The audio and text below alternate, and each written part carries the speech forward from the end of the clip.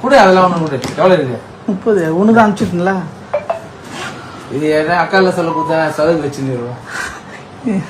நீ போட்டு விட்டுனா டேய் போட சொல்றேன் நான் உண்மையிலே போட்டேன். கோசங்கடா கிளர்க்கு வச்சிராரு புக்க. அது சரியான இல்ல மாட்டேன். அன்னைக்கே சொன்னடா உண்மையில கிளார்க்கு ஏழுமலை இல்ல அப்போ வரல.